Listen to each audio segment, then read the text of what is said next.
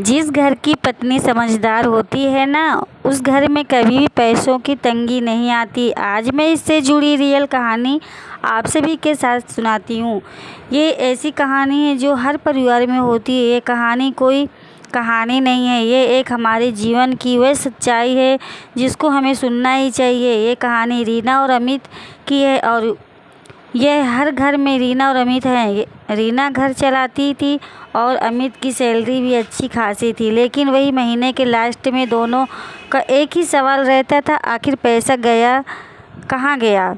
रीना अमित से कहती थी कि इतने पैसे कम पड़ जाते हैं, पैसे और लेके आओ, घर चलाना है बहुत मुश्किल काम है, घर के खर्चे बहुत है। अमित फिर इस बात पर लड़ाई होती थी, मैं इतना कमाता हूँ फिर भी तुम्हें मेरे पैसे नहीं बचा पाती हो, और मेरे दोस्त की भी इतनी सैलरी है लेकिन उसकी भी बहुत सारे पैसे वो बचा वो लोग दोनों बचा लेते हैं और उसके घर में सब कुछ है, हमारी वही हर महीने तंगी है। तो उसने कहा, ऐसा क्या करती है आपके दोस्त की बीवी? तो उन्होंने एक दिन कहा कि वह उनको लेकर आए घर पे। तो उन्होंने पूछा कि वह आखिर घर को कैसे चलाती हैं कम सैलरी में। कैसे?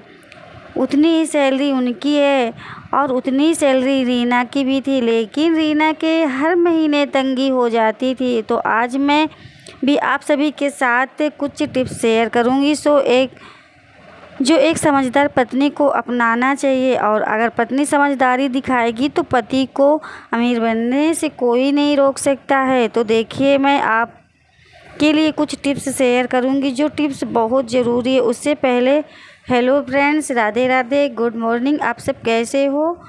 आशा करती हूँ कि आप सभी अच्छे होंगे, मैं भी अच्छी हूँ। आप सभी का मेरे वीडियो पे बहुत बहुत स्वागत है। मेरा नाम रितु और आप सभी का मैं स्वागत करती हूँ एक और अच्छे वीडियो में। आज का वीडियो मोटिवेशनल है के साथ साथ कुछ जानकारी देने वाला भी रहेगा। आज मैं वह बातें बताऊंगी जो बातें हर इंसान को पता होनी चाहिए, हर पत्नी को पता होनी चाहिए कि पति को कम सैलरी में भी अमीर बनाया जा सकता है। देखिए, सबसे पहले जो रीना की सहेली ने रीना को 7 काम बताए थे। रीना ने कौन कौन से काम 7 शुरू किए, जिसे 8 साल उनकी शादी के हो गए थे। 8 साल में कुछ नहीं कर पाए, लेकिन 3 साल बाद उनकी ज़िंदगी में सब कुछ बदल गया। सब कुछ था उनके पास जो पहला कार्य था। अब रीना पति से शिकायतें करना बंद कर दी और दोनों तसल्ली से बैठे और उन्होंने शुरू किया और सोचा समझा। दोनों ने एक बार एक दूसरे से सवाल पूछा कि हम क्या क्या करते हैं, आखिर हमारा पैसा जाता कहाँ है। अमित ने रीना से कहा, एक पेन लेके आओ और एक डायरी लेके आओ, हम नोट करेंगे कि हमारा पैसा कहाँ कहाँ जा रहा है। रीना ने बिल्कुल कुछ भी, उन्हें सारी बातें माननी थी। उन्हें भी के दोस्त की बीवी के जैसे बनना था, कम खर्च करना था और बहुत सारे पैसे बचाने थे। वह झट से पेन लेके आई और उन्होंने सारी चीज़ों को नोट किया। बच्चों को कितना स्कूल फीस है जाएगा, कितना रेंट जाएगा, कितना दूध का जाएगा, मतलब हर खर्च का उन्होंने हिसाब किया। A to Z सारे खर्चों का उन्होंने हिसाब लिखा। उसमें उन्हें पता चला कि खर्चों को लिखने के बाद उन्हें अनुभव हुआ और वह खर्चे हमारे फालतू में ही हर महीने इतने खर्चे हो जाते थे। हमको कोई अहमियत नहीं है हमारी लाइफ में, जैसे हर बार का बाहर के घूमने जाना, महंगे कपड़े, महंगे खिलौने, बच्चों पर बहुत सारा फिजूल खर्चे, खुद के पार्लर पर बहुत ज़्यादा खर्चे। उन्होंने उन खर्चों को तुरंत अपने बजट से काट दिया और हर महीने यही से उनकी सेविंग तैयार हुई। इस तरीके से उनका पहला स्टेप काम में आया। फिर रीना ने दूसरा कार्य किया, वो किया, अब वो अपने पति से फरमाइशें करना बंद कर दिया, क्योंकि पहले रीना बहुत फरमाइशें करती थी कि बाहर का खाना ले आओ, मेरा मन नहीं है बनाने का। अब मेरे लिए मेरी सहेली ने 1000 की साड़ी ली है तो मुझे आप 2000 की दिला दीजिए। इस तरीके से वो बहुत ज़्यादा फरमाइशें करती थी, जिसकी वजह से वो हर हमेशा यही करती थी, मुझे इस खर्चे के लिए पैसे चाहिए, मुझे उस खर्चे के लिए पैसे चाहिए, मुझे पार्लर जाना, मुझे मार्केट जाना और मार्केट से ये लाना, घर में ये चीज़ नहीं ख़त्म हो गई है, वो चीज़ ख़त्म हो गई। फिर इस तरीके से उसने अब ये चीज़ें फरमाइशें करना बंद कर दिया। उससे सिर्फ ज़रूरती चीज़ों को के लिए ही पैसा खर्च करना शुरू कर दिया। अब पति सिर्फ 10,000 देते और 10,000 में वह पूरा घर का खर्च चलाती। सारी गैर ज़रूरतों को उसने बंद कर दिया। अब एक तो पति पत्नी में प्यार भी बढ़ा और पति को बिल्कुल भी परेशानी नहीं होती थी। अब पत्नी ज़्यादा पैसे मांगती नहीं थी, उसमें भी वह सेव कर लेती थी। दोनों का रिश्ता काफ़ी ज़्यादा अच्छा होने लगा। और आपने एक बात सुनी होगी, जहाँ पति पत्नी प्यार होता है वहाँ पति पत्नी एक दूसरे को सम्मान देते हैं, वहाँ कलह कलेश कम होती, वहाँ पर पैसों की सेविंग खुद ब खुद होने लगती है। लक्ष्मी माँ उसके घर में प्रवेश कर जाती हैं और वहाँ टिकती भी हैं। और तीसरा कार्य जो रीना ने शुरू किया, रीना के पति अक्सर यह कहते थे कि मैं कुछ करूँगा, बिजनेस के साथ साथ और कुछ करूँगा। ये कहानी मैं अपने ऊपर लेकर जाती हूँ। जैसे मैंने यूट्यूब शुरू किया था, देखिए पति का भी फर्ज होता है, ऐसा नहीं है कि सारे कार्य पत्नी ही करेगी, पति भी करेंगे। पति जैसे अब मैं यूट्यूब पर आई हूँ तो पति ने मुझे हौसले दिए, ये तुम कर सकती हो। और मैं भी पहले उनसे परमिशन मांगी तो उन्होंने कहा ये तो बहुत अच्छी बात है, पर मैं डर रही थी। उन्होंने मेरा हौसला बढ़ाया। इसी तरह पति यदि कोई कार्य शुरू कर रहे हैं तो पत्नी को भी हौसला देना चाहिए, उनका सपोर्ट करना चाहिए, उनका हिम्मत बढ़ाना चाहिए, उनको मोटिवेट करना चाहिए।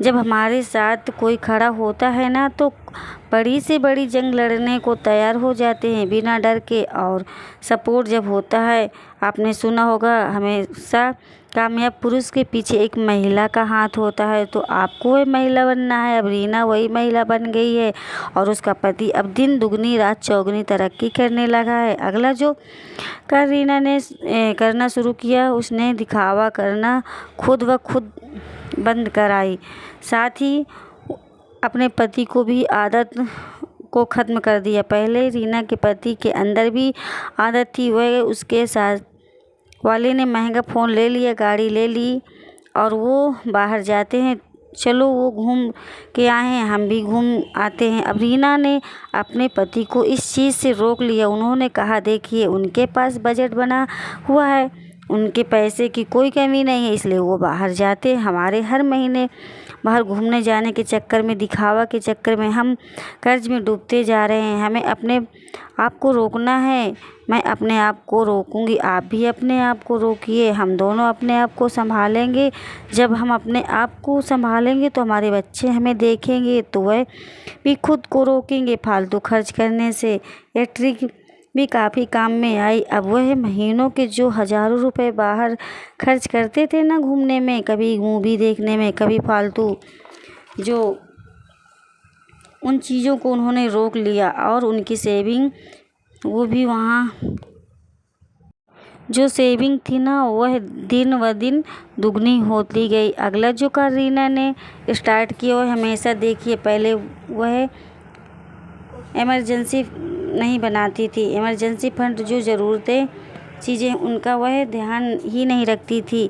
फिर जब वो सारे पैसे थे, देखिए मैंने जो आपको बताया बजट तो बनाना ज़रूरी है, लेकिन बजट के साथ साथ इमरजेंसी फंड बनाना भी ज़रूरी है।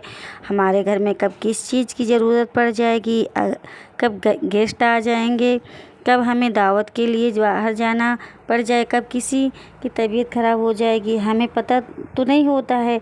तो अगर आप पैसे आपके सेविंग में है ना उठे, इसके लिए आपको बचत फंड बनाना ज़रूरी है। ये काम भी रीना ने स्टार्ट किया, काफ़ी ज़्यादा फ़ायदा मिला। अगला वो जो काम रीना ने स्टार्ट किया, देखिए जो बेस्ट चीज़ें जो हुआ करती थी घर में ही, उनका वह रीयूज करने लगी। जैसे घर में काफ़ी खाना बनने के बाद उसको बहुत सारा समय बचता था, तो उसको वो पूरा दिन मोबाइल देखने में, महंगी महंगी मीशो से, फ्लिपकार्ट से शॉपिंग करने में उसको टाइम ही नहीं पता चलता था और टाइम वेस्ट करती थी। अब वो यूट्यूब को सही इस्तेमाल करने लगी। घर में कोई भी चीज़ ख़राब हो जाती है तो पहले देखती कि वो कैसे हम इसको रिपेयर करें, कैसे हम इसको ठीक करें।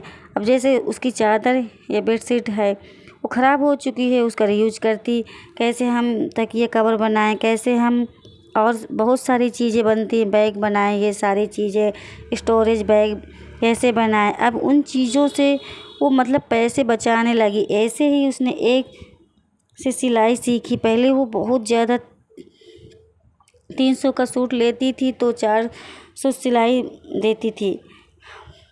तो ये मैं भी करती हूँ क्योंकि मुझे भी सिलाई नहीं आती, पर मैं अब कोशिश में लगी हूँ कि मैं भी सीख लूँ।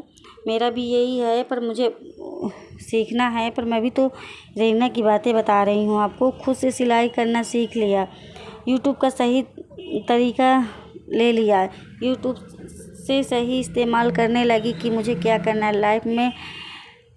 बहुत से लोग तो हैं कि फ़ोन बस सही इस्तेमाल ही नहीं ले पाते हैं।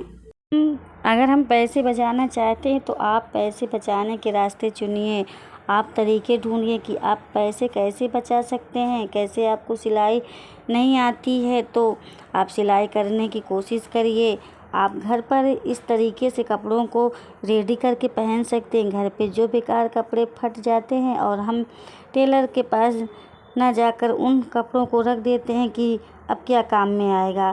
कई बार नए कपड़े हम उनको ऐसे ही फेंक देते हैं या अलमारी में ही किसी कोने में पड़े रहते हैं। उनको हम नई नई आइडियाज़ से यूज कर सकते हैं। यदि हमको सिलाई आती है तो हम नए नए तरीके ढूंढ सकते हैं कि हमको कैसे क्या करना है। इसी वजह से देखिए, यदि हमको सिलाई आती है तो मान लीजिए कि 300 का सूट मिल रहा है, अब हमारा खुद सिलना है तो वो 400 रुपये तो बच ही जाएंगे ना। और उसी 700 यदि हम 400 बच गए, 300 का सूट ले, उसी में हम 2 सेट सूट ले सकते हैं। इसलिए सिलाई तो ज़रूरी है दोस्तों। प्लीज़ दोस्तों मेरे चैनल को भी सब्सक्राइब कर लीजिए और मेरे वीडियो को भी लाइक कर दिया करिए और अपना ढेर सारा प्यार दीजिए दोस्तों। मुझे भी आगे बढ़ने की हिम्मत दीजिए और मेरे चैनल को ज़्यादा से ज़्यादा सपोर्ट करिए। आप लोगों का बहुत सारा प्यार और सपोर्ट की ज़रूरत है ताकि मैं भी आगे बढ़ सकूं। तो यहाँ पे बस अभी मैं सब्ज़ी बना रही हूँ, उसके बाद अभी बेटे को लेने जाना है और उनको ले कर के आऊँगी, आटा लगा के रख दूँगी। इसके बाद फिर रोटी बनाऊँगी। अभी रोटी नहीं सेकी हूँ, सब्ज़ी बना के रख दी। अभी दोपहर का टाइम है। तो दोस्तों बाय बाय। आप लोग अपना प्यार और सपोर्ट बनाए रहिए। Thank you.